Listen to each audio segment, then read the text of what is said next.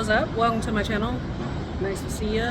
Today, look a little bit at the view. I'm just on the 12th floor. I'm just gonna go down, get some groceries. Not doing anything special today, but I wanted to ask you guys how you like the content I've been putting out so far. I spend so much time on social media, just like everybody else, and since that's mainly what I do as a homebody, I figured I would weigh in on some of the content I've been seeing online.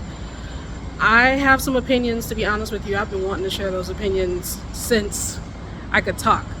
Frankly, I've always been an opinionated person. My family was not a big fan of that, but now that I'm grown and I don't live with them, I can do whatever I want. So I've been enjoying weighing in, so I'm curious how you guys feel about that.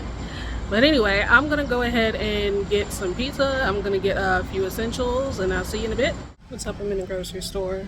Since there are fewer people here, I can show you the produce section. This whole thing is produce. The U.S. could never. We have way too many. We have way too many processed foods, but I've never seen a produce section this big anywhere. So I thought I'd talk to you about what it's like to be in a Muslim country as a woman, and if I feel like I need to conform in any way. The answer is kinda, but not really. I do want to respect the culture here. I am aware that it's mostly Muslim culture. There again, it is international. There's tons of people here, but I feel like there's a little bit of an expectation for women to be modest or whatever. To be honest, I fit check. I don't really show a lot of skin, obviously. So I feel like to a degree I kind of fit right in, because when I was in the US, I felt like I couldn't wear what the girls wear. You know what I mean? Especially as a big girl. And especially the generation I'm from, because I feel like there's really no limit on what you can wear, and there's really no limit on age either. However, yeah, life. And in the midst of picking up my life, my appearance was way on the back burner, so I wasn't really worried about it. The good thing about this being a Muslim culture is that the style that I had, which would be kind of frumpy in the States, is seen as modest here. So I'll take that as a win.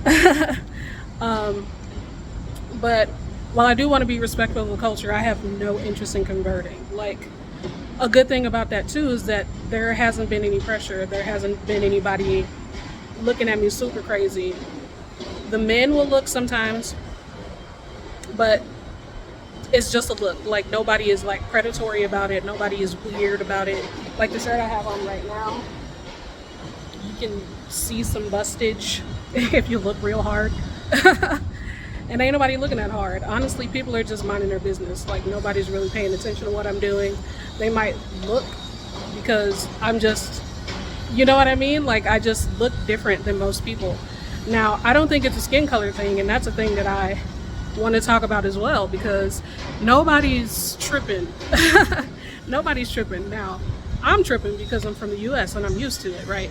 So I kind of expect a prejudice wherever I go in the world, and that's messed up. Thank you, US. But anyway, I find that most people don't really care, especially since here there are people from around the world, or people who are from here who are much darker than me, even as a black person. So nobody cares. Like, nobody's tripping off the skin tone for real. I think the only thing that people are like curious about maybe might be the hair. There's stuff in it. Thank you, camera. But anyway, the hair might be the only thing that people really look at. And also the size, because the size of the people here, just the build of their frames are smaller, just more compact, shorter people for the most part. And I have a very large frame, so that tips them off that I might be American. I think I heard somebody saying it once. They were, we were on the bus stop, they were speaking Malay, so obviously I had no idea what they were saying, but all I heard was American. I was like, it's the thick, isn't it? And then when I was coming back to Malaysia from Thailand, I did have this one lady at the airport, the agent. She was Muslim because obviously she had the hijab, but she just gave me the craziest stank face. The craziest stank face. And I was like, what is with your attitude? Like, I'm curious what made you give me the stank face? Like, she was like dismissive and tossing my passport and like, not like aggressively, but just like carelessly. There we go. Just carelessly. She didn't properly do the procedure with the fingerprint. She didn't properly explain anything to me. So I was like, it could be one of two things. Either it's, or it could be because my passport is American. But either way it goes, like the stank face, I didn't get it, but whatever. That's on her and not me, right? So yeah, short answer to that question, racially, nobody cares. There's people here that are much darker than me, and much darker than black people in general, and they're not from black places or places that you would associate with blackness, like Africa. So there's that. Nobody cares. As far as like my style and stuff, it's hot enough here to wear absolutely nothing. Like, it's hot enough here to walk around in bikinis. Nobody does it. Everybody knows that this is a Muslim country and everybody is respectful of that. And my natural style is kind of conservative anyway, so fitting right in. So I don't have a single problem. I've never had a single problem. And like the stank face could have been due to something else. I have no idea. It's not my business. Her thoughts are not my business.